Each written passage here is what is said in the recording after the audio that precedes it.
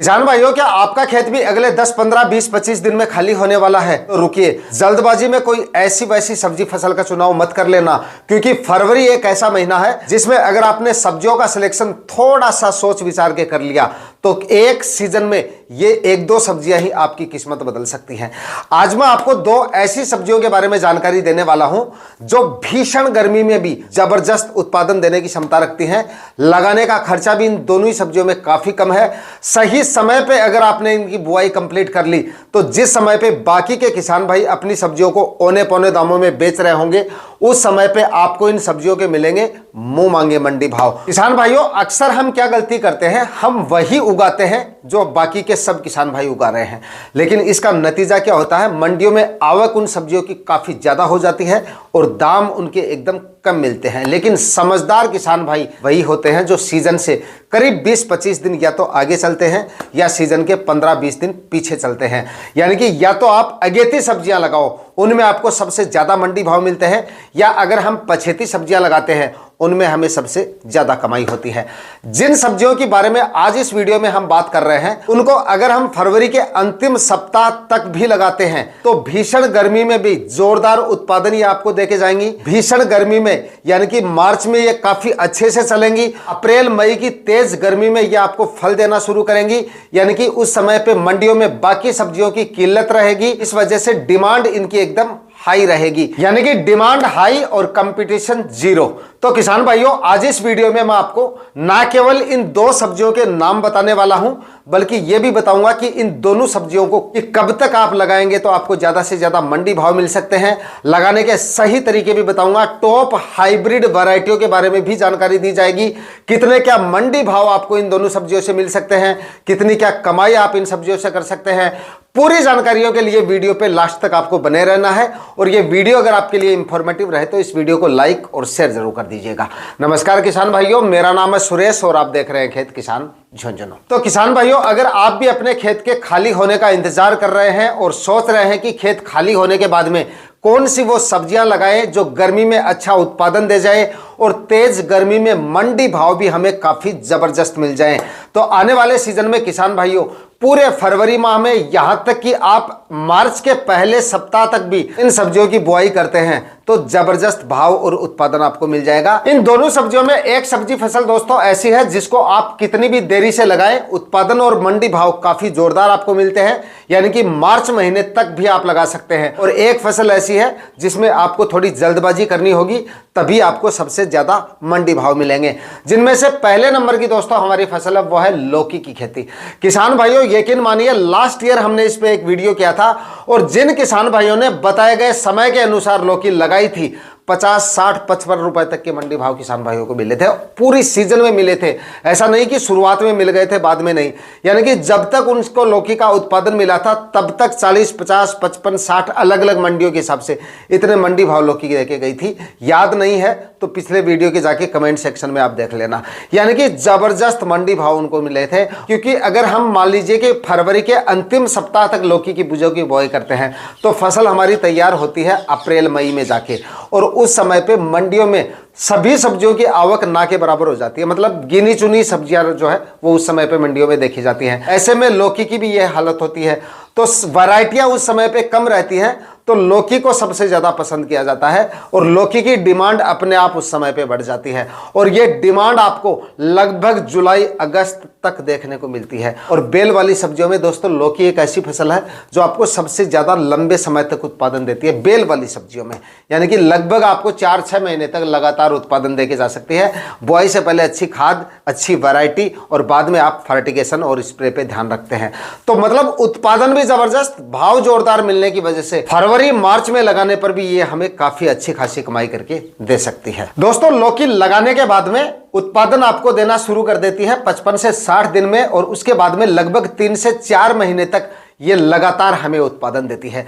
1 एकड़ में लौकी से मिलने वाले उत्पादन की बात करें तो कम से कम 180 से लेकर 200 क्विंटल तक उत्पादन लौकी से आराम से निकाला जा सकता है। और अगर जमीन और क्लाइमेट फसल के उपयुक्त रहे, अच्छी हाइब्रिड वैरायटियों का सिलेक्शन करते हैं और अगर खाद उर्वरक और रोग बीमारियों पर मैनेजमेंट अगर आपका बढ़िया है तो इससे 200 से लेकर 250 क्विंटल तक उत्पादन भी निकाला जा सकता है, जिसके अगर गर्मियों में आपको लगभग 30 से 35 रुपए के मंडी भाव भी मिल जाते हैं, तब भी 2 से 3 लाख रुपए का प्रॉफिट लौकी की फसल से निकालना कोई बड़ी बात नहीं है। लेकिन गर्मियों में अगर आप लौकी लगाएंगे तो लास्ट के 2-3 सालों के आंकड़े देखें तो 40 से 50 रुपए के बीच में एवरेज मंडी भाव उस समय तक हमें आराम से मिल जाते हैं। दोस्तों, लौकी लगाने से पहले 5 से 6 ट्राली सड़ी हुई गोबर की खाद डाल दीजिएगा। 2-3 बार जमीन का कल्टीवेशन करके मिट्टी को अच्छे से तैयार कर लेना है। उसके बाद में 6-6 फीट की दूरी पर इसके लिए आपको बेड बनाने हैं, या फिर 7-7 फीट की दूरी पर बेड बना लीजिए।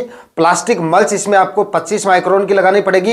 1.5 फीट की दूरी पर बीजों की बुआई करनी है। इस तरह से आपको लौकी लगानी है। जमीन पर ही आप लौकी की बुआई कर सकते हैं। मचान वगैरह गर्मियों में आपको तैयार करने की जरूरत नहीं है। बरसात के सीजन में हम मचान वगैरह लगा के इसकी खेती करते हैं, और गर्मियों के लिए फरवरी, मार्च, अप्रैल में अगर आप लगा रहे हैं तो इसको जमीन पर ही रखा जा सकता है। आराम से जमीन से ही अच्छा उत्पादन इससे लिया जा सकता है।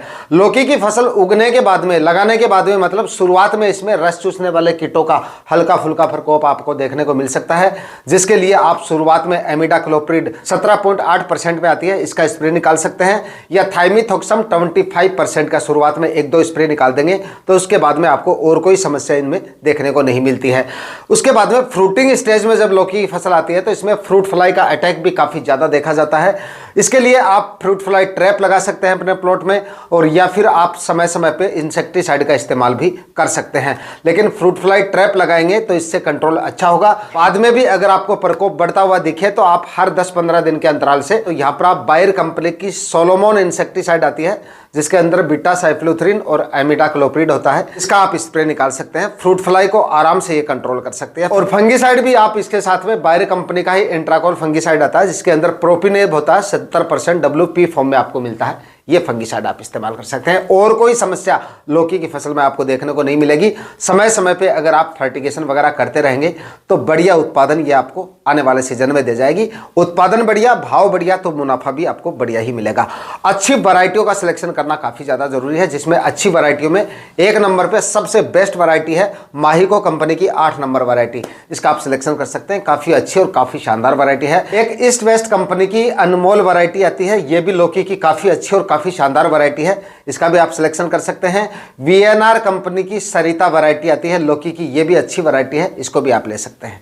बाकी और कोई वैरायटी अगर आपके क्षेत्र में चलती है तो आप उन वैरायटियों का सिलेक्शन भी कर सकते हैं। इसके बाद में दोस्तों बात करते हैं अगली सब्जी फसल के बारे में, और ये भी बेल वाली सब्जियों में है, यानी कि देसी तोरई, जो धारिया वाली तोरई आती है, जिसको कई नामों से जाना जाता है, नैनवा तोरई या गिल की, अलग अलग नामों से। एक गिल की प्लेन तोरई भी आती है, उसको भी गिल की बोलते हैं। वैसे तो दोनों ही प्लेन आती हैं, लेकिन इसमें जो थोड़ी धारिया होती है वो उभरी हुई होती है, मतलब खुरदरी होती है, जिसको देसी तोरई के नाम से जाना जाता है।